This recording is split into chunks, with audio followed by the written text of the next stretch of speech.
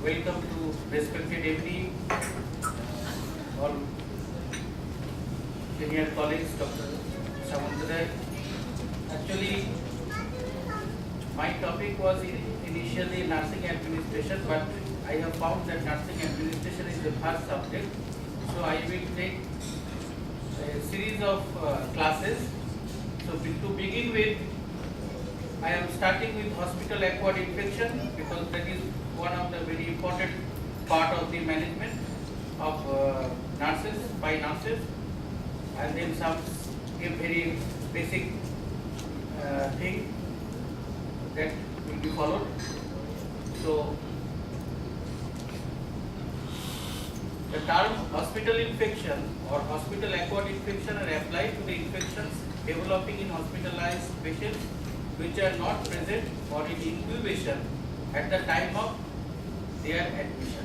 The definition is very important.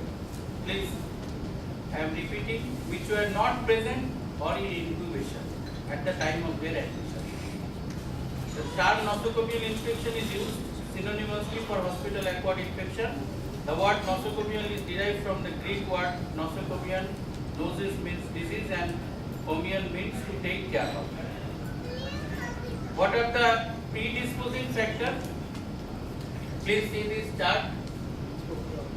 Hospital pathogen, drug resistant, poor hygiene, crowding of patient, instrumentation and surgery, then implanted prosthesis, burns, malignancy, transplantation, impaired defense, extremophages.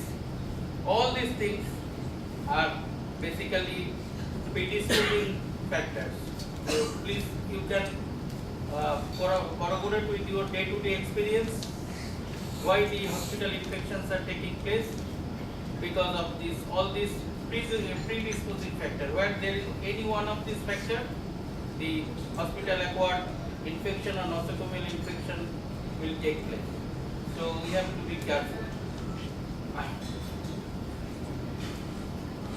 What are the bacteria or viruses or pathogens involved in hospital acquired infection? Almost any pathogen can cause hospital infection, but those that are able to survive in hospital environment for longer periods and develop resistance to antibiotics and disinfections are particularly important.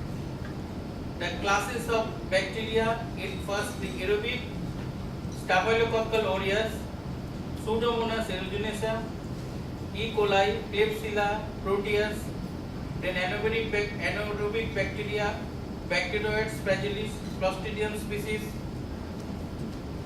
Propionibacterium species, anaerobic cocci, Campylobacter species. Then the rare causes. What are the rare bacteria? Staphylococcal epidermidis, Streptococcus pyogenes, Group B Streptococci, Enterobacter species, Serratia species, Bacillus subtilis, Streptopneumoniae, Haemophilus species. All the other bacteria mentioned here, these are the rare causes of bacterial causes for hospital acquired infection.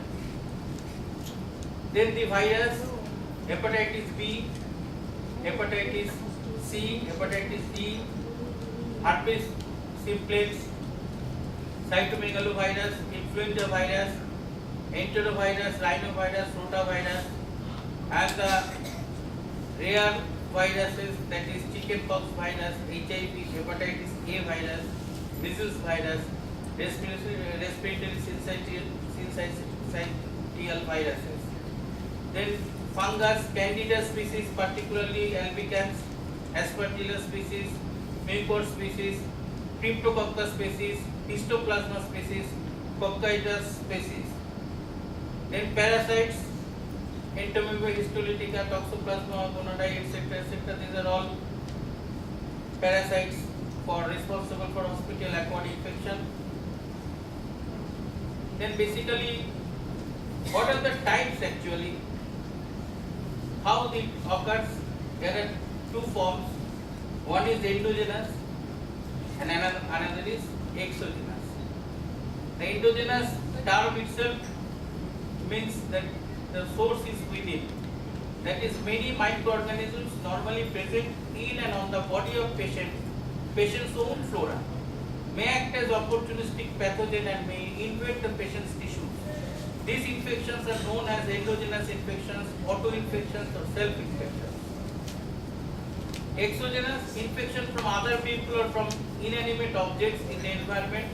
Hospital infection is mostly exogenous. Cross-infection, we use this term very frequently, cross-infection, that is infection from another patient or a member of the hospital staff through direct or indirect contact. Environmental infection, infection from environmental sources such as inanimate objects, air, water, food, etc. This is a very clear graph chart. What are the sources of hospital infections? Very easy. Please see that anything here present here, that is air, contaminated air, food, water, disinfectants, solutions, etc., ventilators, wash bowls, urinals, bedpans, dust and other dry environment, surfaces contaminated with patient's secretions, excretions, body fluids, etc., IV fluid equipment, surgical instruments, endoscope, bronchoscope, etc. So all these may act as a source of infection for the hospital-acquired infection. What are the routes of spreading infection?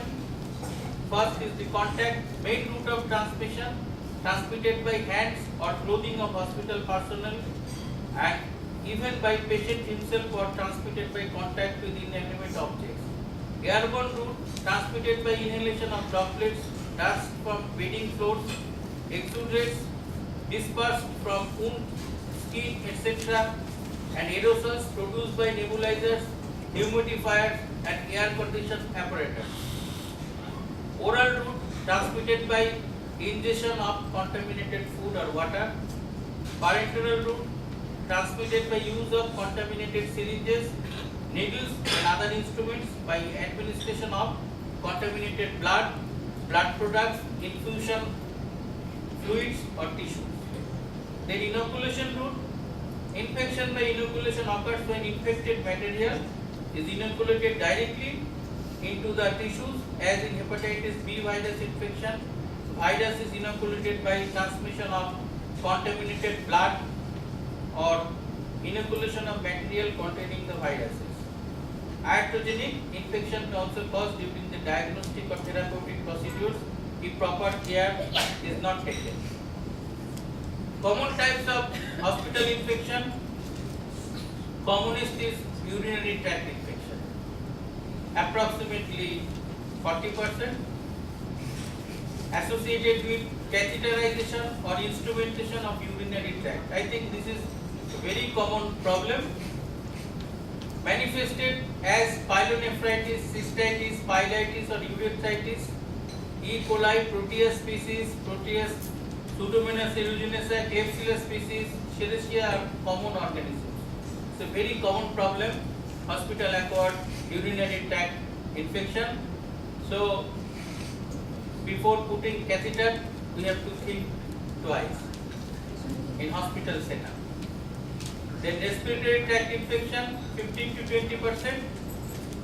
Nosocomial bronchopneumonia, Staphylococcus aureus, Haemophilus influenzae, Streptococcus pneumoniae, Enterobacteriaceae, respiratory viruses are common.